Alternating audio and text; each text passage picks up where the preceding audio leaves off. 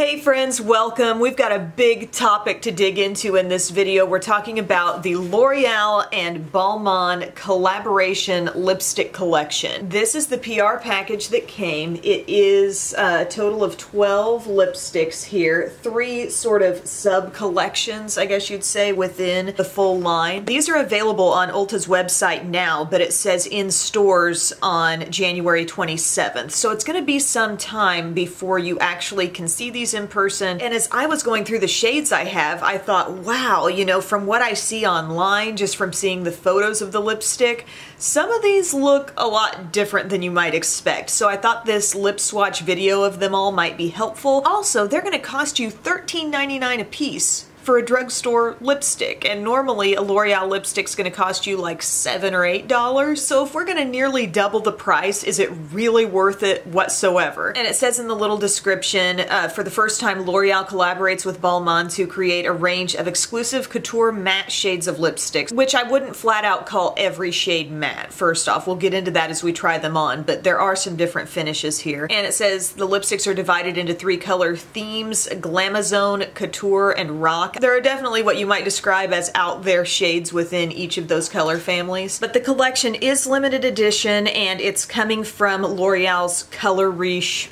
lipstick franchise. If you're familiar with that line of lipstick, you know there is a strong scent associated with those. I think that scent probably goes way, way back. And I definitely noticed that scent in some of these shades more than others, which was surprising. But I guess if there is kind of a different formula happening in different shades, it makes sense that maybe they don't all smell the same. Now they claim that it's a matte collection, and I would say most of the shades are a true matte.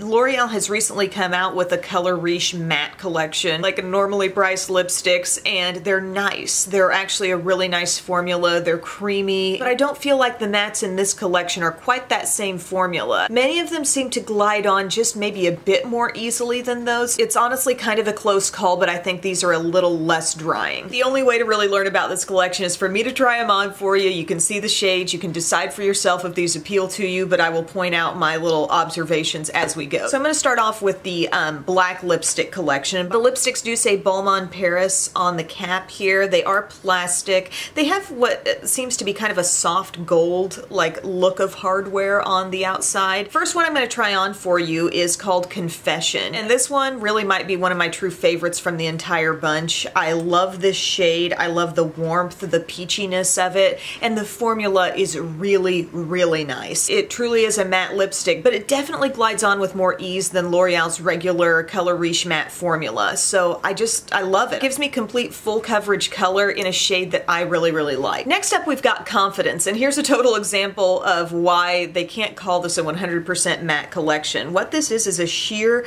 sort of peachy shade with golden shimmer, and after putting on that last shade, this one looks actually somewhat more normal than it did the other day when I just put it on fresh bare lips and I was like, oh, what's going on? Like patchy, sheer, just golden sparkle. I couldn't make it look good. Another one of my total favorites from the whole line is in this collection. It's called Domination, and for whatever reason, the phrase that comes to mind for me on this is toasted red. It's like a red with a little bit of rust just mixed in, and it's the very same feel as the first one I tried on called Confession. I feel like we're all gonna have different preferences color-wise, but if the color does speak to you, I think you're really gonna like the formula. If you like a matte lipstick that wears very comfortably. Oh, and the wear time on this was incredible. I was kind of playing with these midday, and then by the time I got to dinner time and ate my meal, I fully expected some wear down or some wear around the lips. It did not budge outside my lip line at all, and really barely looked like it had worn down even after dinner. Then we have Liberation, which is a super deep purple. I do kind of like the shade, although something I have realized is that the further you get from your natural lip color, the more awkward the wear down looks with these. And this is one of those where you start to see the inner part of your lower lip sort of show through with this color, and it becomes very obvious, very awkward if you're not planning to really be on top of it and touch up that product. So pretty shade, but I'm not going nuts over it. Now let's move on to the blue collection. And there is a purple in this set that I like even more than the last one, and it's called Freedom, and there's more of like a pinky orchid tone in this shade, and I think it looks gorgeous on the lips actually. actually. It makes a little more sense on my lips than just the straight up dark purple, and I do really enjoy it. Then we've got Power, and this is the one I've been wearing throughout the video, and this is like a rich chocolate brown, and I'm kind of not sure how I feel about it. I wanted to wear it throughout the video and kind of see it on my lips even longer to sort of come up with a determination on this one. But it is a pretty comfortable creamy matte formula. The thing about the darker shades, as opposed to say the very first one I tried on called Confession, which was more of a mid-tone, these darker mattes, I don't want to say they go on streaky, but you gotta take quite a bit more care to get them looking very nice and perfect on the lips. So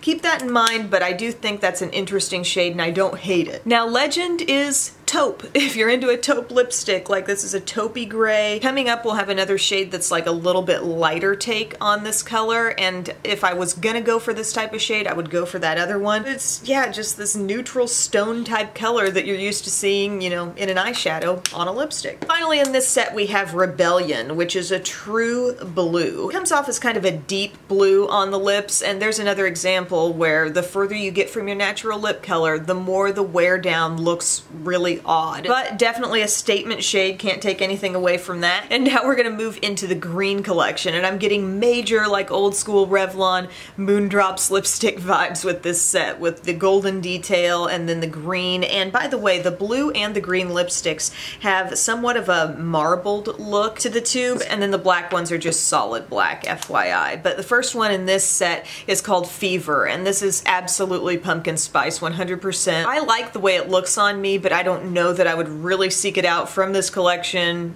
under this price tag. You know, I think I might have some other things in my stash that kind of look this way. They call it Fever, but that is without a doubt pumpkin spice. Now Glamazone, when I mentioned that there's something a little bit lighter than that last taupe shade, this is it. It's definitely a little softer, a little more brown in this shade, which I think makes it slightly more wearable, although both are just definitely trendy types of colors. I don't personally think they give a lot of life to my face, but if you're out for that kind of shade, it's in this set. Okay, Balmain Instinct. We're talking shimmery olive green.